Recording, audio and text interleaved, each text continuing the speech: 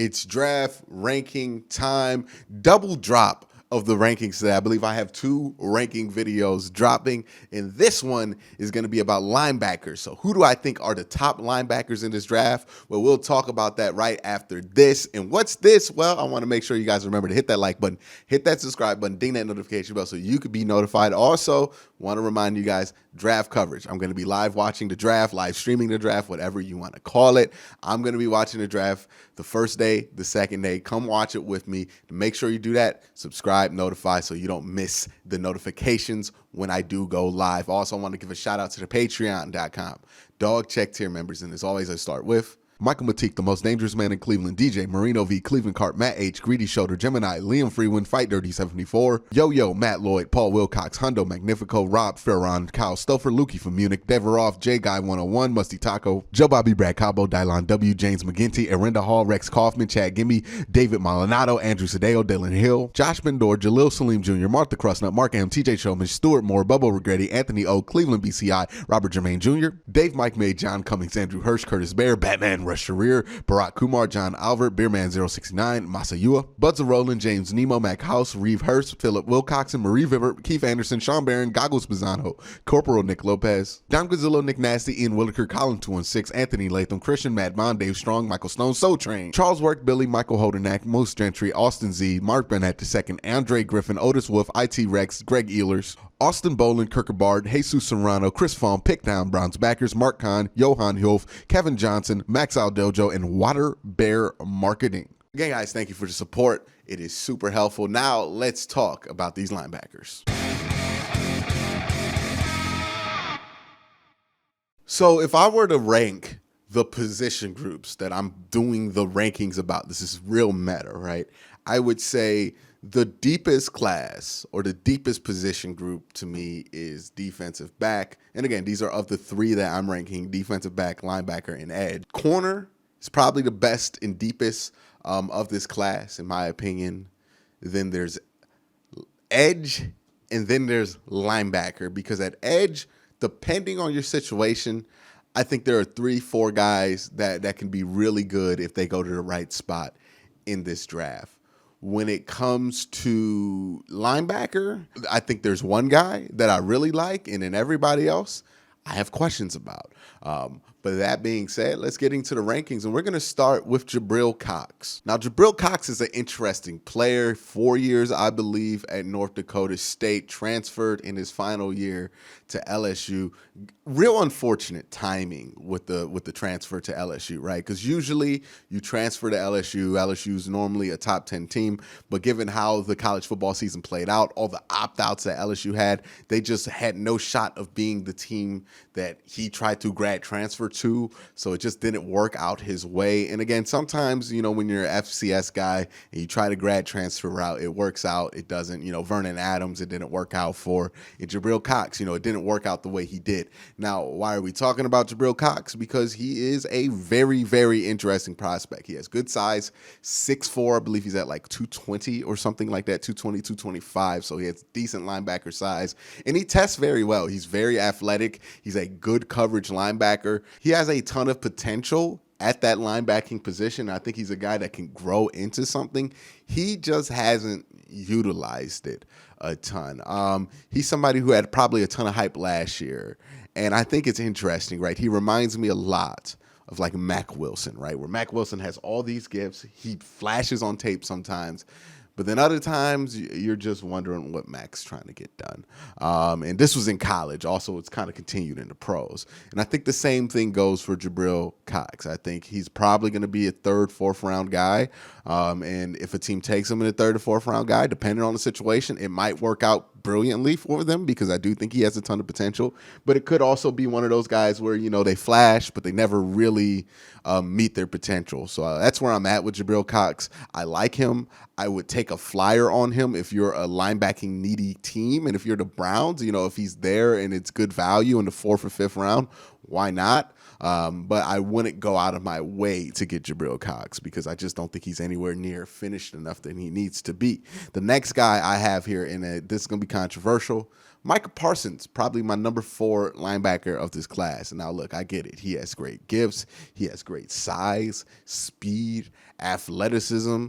But, so does Zaven Collins. And honestly, Zaven Collins has all that, and he's a better linebacker than Micah Parsons. What don't I like about Micah Parsons? Why am I ranking him lower than what most people would rank Micah Parsons? Now, if you remember my Jeremiah Owusu-Koramoah video and my Zaven Collins video, I talk about it's great when a linebacker has great size. It's great when a linebacker has great speed.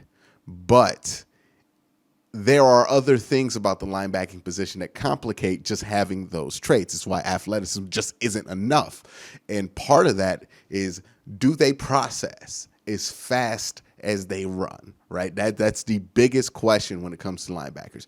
You can run a 4.38, but if you don't process at 4.38 speed, then your 4.38 don't really mean much. And with Micah Parsons, I just don't think he sees the game as fast as he's capable of playing it. Now, some people have this ideal that Micah Parsons can put his hand in the dirt and become an elite pass rusher. My question to those people are, if he was capable of doing that at Penn State, he would have been doing that at Penn State. Like, they would have put his hand in the ground more. They would have just put him at defensive end, and they would have just told him to get the quarterback, because there's no way you would have a top-tier pass rusher and stand him up to play linebacker most of the time. Like, they would have him with his hand in the dirt. So I don't know where that comes from, but some people think that's the case with Micah Parsons. I don't buy it. Again, he has great speed. He has great athleticism, good strength. Like, on paper, he's a very nice prospect. But in practice, he sticks to one gap most of the time. It doesn't look like Penn State was comfortable having him do more complicated things at the linebacking position. His ability, his athleticism, all that is limited by his ability to just see the field and react to it. And I don't think he does that well. Now, can he improve on this? Yes, he's more of a project linebacker, in my opinion. I think if you draft somebody in the top 10 of the draft, especially at the linebacking position, they're usually a finished product. You're not talking about developing them. And I think if you're talking about somebody in the second or first or the back end of the first round, they're usually a developmental guy, but they must have elite developmental traits. My only thing with Micah Parsons in this year's draft is that, Micah Parsons has all that. It's really cool, but Zaven Collins also exists in this draft, and I think Zaven Collins has those same traits, except for I don't worry as much about his ability to process as fast as he sees it, because he flashes it a ton on tape versus Micah Parsons. Now, you can disagree with me. I am open to it, but that's where I'm at with Micah Parsons. My next guy on this list is Zay Collins. Now, I like Zay Collins. I don't necessarily think Zay Collins is a great fit for the Cleveland Browns at 26. But if the Browns draft Zay Collins, they'll find a way to use him. They'll get some use out of him. He has great size. He has great speed. He's a real downhill kind of just attack guy, kind of a similar to a Sione Takitaki, where Sione Takitaki will have those plays where he just goes downhill really hard and just attacks the gap and shoots through it. Zaven Collins is a similar way, except for he is 6'5" and like 270. He's a big old dude, and he's fast. It's like he can go sideline to sideline with the best of them. He is a great athlete. He runs like a deer. He's very impressive to watch. I think his ideal fit is kind of a 3-4 outside linebacker, where he has more of the ability to do the things that he can do, because I don't know if he has a ton of great pass rushing moves.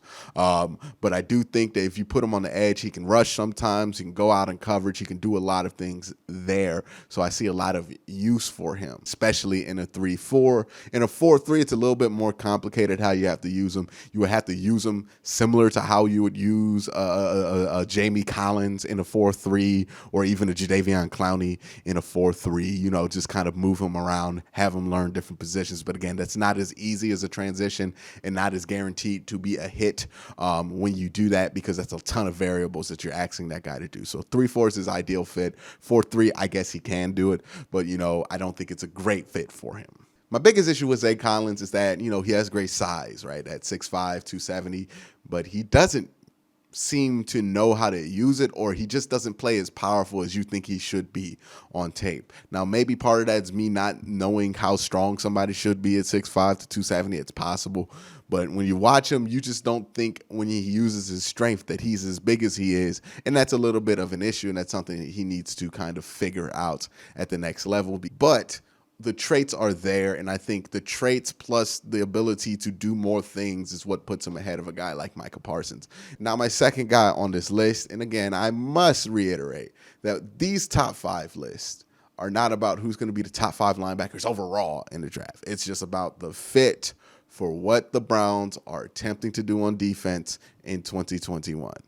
And that is why Jamin Davis is number 2, because he's a better fit than all the other linebackers on this list. All the other linebackers on this list have great traits, have great size, but I just don't think that's what the Browns necessarily need. Not saying that Jamin Davis doesn't have great traits. He does. He's very athletic. I think he's going to be a really good coverage linebacker, but there it is. That's what the Browns need. More coverage linebackers, smaller guys who might not necessarily be run stuffers. They got a ton of big dudes on the defensive line to be run stuffers, but guys who can attack sideline to sideline, cover, a slot corner if need be, and be very versatile because, again, this defense is going to have a ton of DBs out there at a time. We're going to be axing this back end to cover more than they're going to be axing them to blitz. Even if the front 7 minus the line blitzes, it'd probably be like Jadeveon Clowney blitzing from a linebacker position or something like that, more than it is going to be a true linebacker blitzing. So I don't necessarily want somebody who's going to be like a great blitzer that's going to be able to get pressure like that, because I just don't think the need is necessarily there for the Cleveland Browns there. They need somebody who can cover. Jamin Davis can cover. I like Jamin Davis a lot out of Kentucky, and I think the Browns can do a lot with him. All right, and my number 1 guy, you know who this is. He's probably my favorite player in this entire draft. Jeremiah Owusu-Koramoah out of Notre Dame. He's great. I like him. He's a safety with his ability to just be in coverage, be athletic, and break up plays. He's a linebacker with his physicality and his his ability to crash, go downhill, attack, tackle in the backfield. Just watching his tape, it is fantastic. It's just fun. You talk about the Browns trying to add versatility. He's probably the most versatile defensive player in this entire draft because of the myriad of spaces that you can put him in, a myriad of things you can do if you have him on your roster. I don't think he's a guy who only has one fit, even though he's probably more of a fit for a team like Denver than he is Cleveland. I think Brett Coleman does have that one right. But he's also a guy who can be real helpful in what the Browns do. Now, do the Browns need somebody who's going to be as good as what he does as Jeremiah Owusu-Koramoah can be? I don't know, right? Like, that's the big question. The Browns kind of got by fine at linebacker with B.J. Goodson and Malcolm Smith, and no disrespect to those guys, but they're not all pro caliber linebackers at this point in their careers. So I don't know how good the Browns need those linebackers to be given what they asked them to do. But what I am saying is that what they asked him to do, Jeremiah Owusu-Koramoah does all of it at a very high level. If you want more details on that, please check out my film breakdown video where I went more in detail about that. But that's my top 5 linebackering fits for the Cleveland Browns in this draft. Let me know your thoughts down in the comment section below. But again, guys, thank you for watching. Have a great day. Have a good night.